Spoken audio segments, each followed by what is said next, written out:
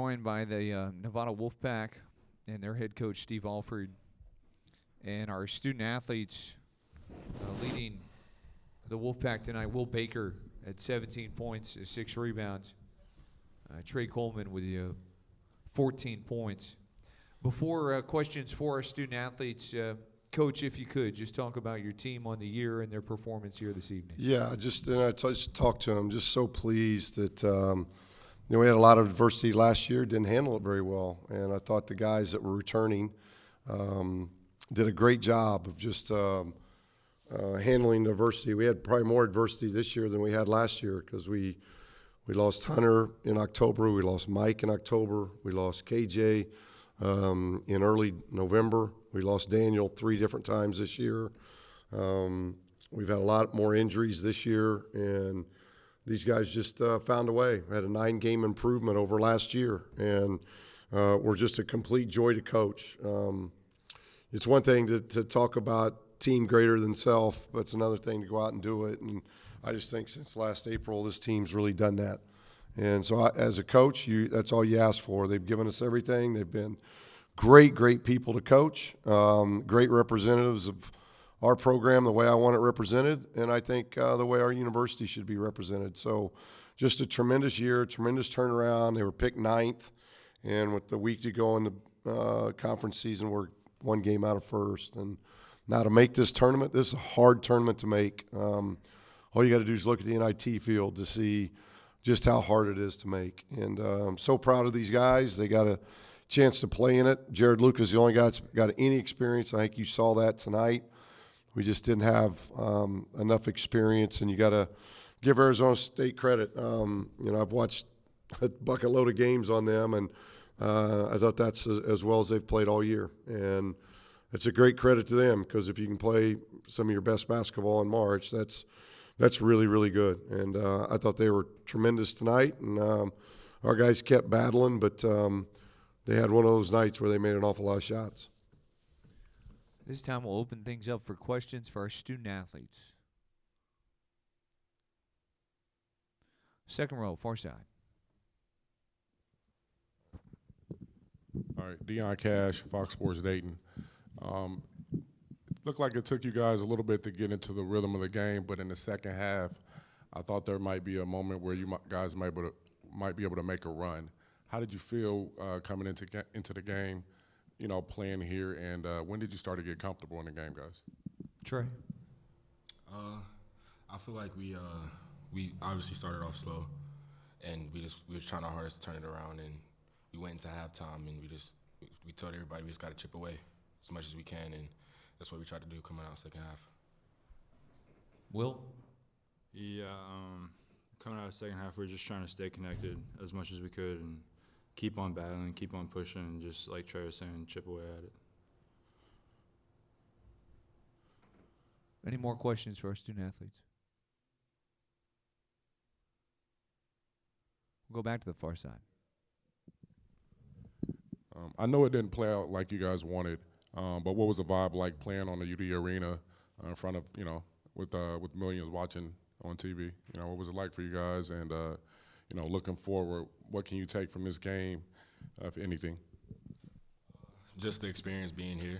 Like Coach said, none of us have ever experienced it. So just being able to experience it one time and just putting our head down and coming back stronger next year.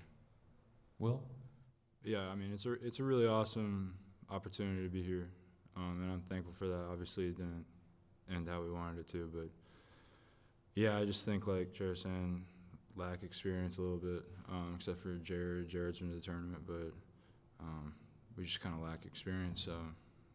No one's been to the tournament, so. Let's jump on Zoom. Shannon, your question for our student athletes.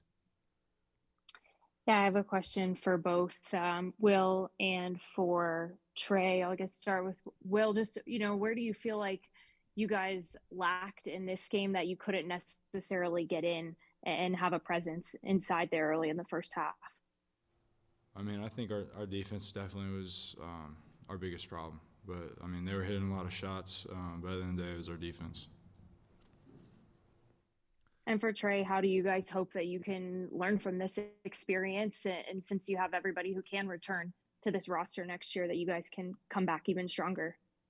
Really just trying to follow our game plan as much as possible. Our game plan was to try to stop them on defense, and they started the game off and they dominated the paint, and it just led to kick out threes. So I feel like just following our game plan as much as possible. Other questions for our student athletes? Gentlemen, a fantastic year. Excellent showing in the Mountain West. Congratulations on the season. Thank you. Appreciate it. Thank you. Yeah, you're good to go. Thanks, guys. All right, at this time, we will open up the floor. Questions for Coach. Second row, far side. Deion Cash, Fox Sports Dayton. Mr. Alford, congratulations on a great career on the court. Thank you. I joked with Coach Hurley about if you wanted to lace him up one time and just get out there and go at it. But what was it like going against a legend like Bobby Hurley in this type of stage? Well, I'm older, so saying that a lot lately. But obviously, Bobby had an incredible career at Duke, and for Coach Krzyzewski, who I have the utmost respect for, and he's always been very kind to me anytime I've needed anything. So that program and that family, being the Duke family, is very special. And I had the opportunity of playing for Coach Knight, and he's one of my dear friends, dear mentors, and just like my father. So my father was a high school coach and had that great blessing of coaching with him for 9 years on the same bench. And so kid growing up about a little over an hour from here, dreaming of playing for Dad and Coach Knight, all that came true for me. And now to have 32 years in this business and coaching young men and seeing young men do the things like our young men have done after the season that we had last year is why we do it. It stinks when it's over, but I've been doing this long enough. That's the way March is. You know, whether you're only promised one game, and you know another 2 weeks from now there's still only going to be one team standing. And Bobby's had that chance to do it as a player. I've had that chance to do it as a player, and you know it's great then in coaching when you can give your guys that same experience and opportunity. But you're not guaranteed 6 or 7 games in this deal. You're only guaranteed one, and that's the hardness of March Madness. It comes to it's unfortunate, you know, we don't get to continue playing with that group of young men because they've been a special group. But again, that's March. It's unlike any other month. All the other months you get another game, not March. Other questions for Coach? Second row. All right, Coach, being a sniper, in the second half, I felt like your team played better defensively, kind of in tune, and there were some moments where it looked like if you could have hit a couple shots in a row, maybe kind of get some momentum and get back in the game. Yeah, I thought the first half they just dominated the paint. They got too many easy paint stuff, and then they saw the ball going in. And when you're in postseason, if you can see the ball go in, you get a lot of confidence. And so they saw that happen. They dominated the paint, which was an issue going into this game. We knew how athletic they were. They're very deep. Got a lot of experience. They got a lot of older guys that have been in Power 5 leagues and other good leagues like the Mountain West. And I think that showed because I thought it took us a while to kind of get calmed down, and we really needed halftime. I didn't know if we could make it to halftime, but we got to halftime, and I think we calmed down a little bit. And then the second half, when we started making some shots, we had about 3 or 4 straight possessions or close to where we fouled jump shooters. And instead of them having to make shots, they got to make free throws. And so we cut it to like 20. And if we don't foul the shooters, who knows? Maybe we go down and we make a little bit better run. But the fouling of shooters, I thought, really hurt us in the second half. We'll jump online via Zoom. Shannon, your question for Coach. Hey, Coach, I know you kind of mentioned it just a little bit there, but do you think the nerves got to, some of the guys there early in the first half, or it seemed like they weren't as tense and as tight as they maybe were in those last couple games that we saw? Yeah, we've been trying everything we can, Shannon. These guys have been under some pressure, and, that's all part of the game, but there's not a lot of experience dealing with it. We don't have one player that's been down a stretch run fighting for a conference championship. I think we sense that. And only Jared's been in the NCAA tournament, and it's not taking anything at all. He had a great run. He got to Elite Eight. But you did it in a bubble with nobody around. This is a great environment. They put on a first-class event here in Dayton, and it's a great basketball town, and it's sold out. It was a tremendous crowd. It's hard to say, but I do think we build from it. I think we talked about it already, and we'll talk about it more. Last April, we were trying to come off of a losing season.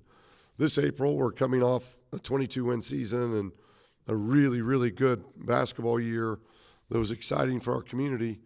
And now we got to build on, hey, we lost our last 4 games. So let that sting a little bit and let that be the motivation of going into next year, trying to fight and learn what it is to win a championship, and then try to get back in the tournament and advance in the tournament.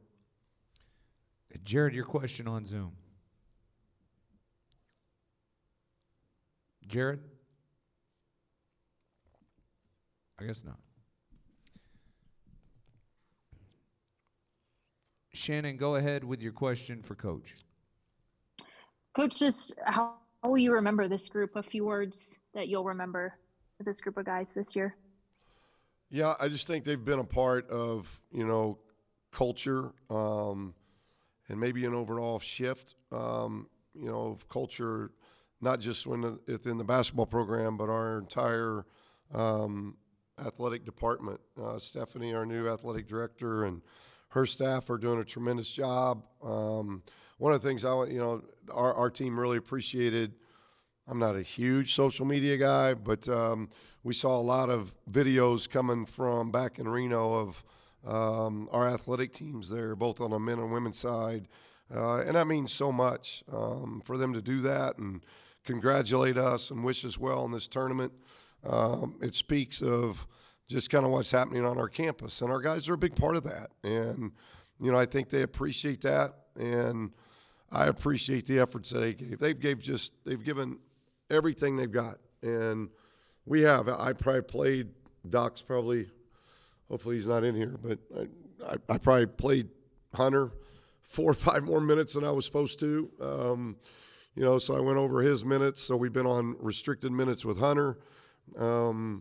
We've dealt with some young players that I think have really grown during the course of the year, but also kind of hit some walls too because they're young and they've never been through it. And now they'll understand that in training. And then we've got some guys that have never been in leadership roles that had to be leaders, and they've done a really good job doing that. KJ, who only played 4 games and happened to lead from the bench, and Hunter doing that for most of his year. We've just had a lot of good play. Keenan hadn't played but about 2 games of point guard going into the season, and he's the point guard of this team and led us to 22-11 record. So transfers came in and did a great job for us. And Jared, we had all kinds of accolades in the season with our players, which is always good to see. And so I thought all of them, Will, Trey, Darian, they all made great strides this year, and it was good to see. Nick came back off a red shirt and had a phenomenal year, I thought. So all in all, it was just a really special year. It just this time of year, it's not fun because when you lose, you don't get that next opportunity, and you chalk it up as a very, very good year. And now you got a great off season going into next season where, I don't think we'll be picked 9th next year. And we were picked 9th this year, and like I said, we were right there. And now can we make that next step? And with these young guys and these guys coming back, I think that's going to happen. Shannon, do you have another question for Coach?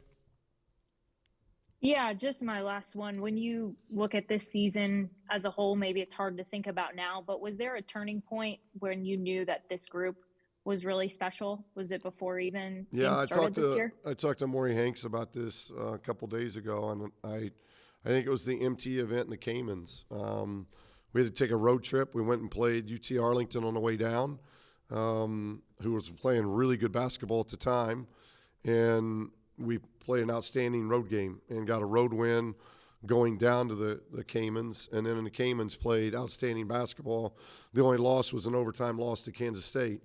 And I thought coming back from the Caymans, we knew had a team that just kind of had that moxie to them and had that toughness, and we were growing, and it was early on, but I thought the month of November really helped us because it got us going. You play a lot of games in November usually, and I can't remember now, but we played 7, 8, 9 games in November to early December and really got off to a good start, and I think that got our guys some momentum and some confidence moving forward.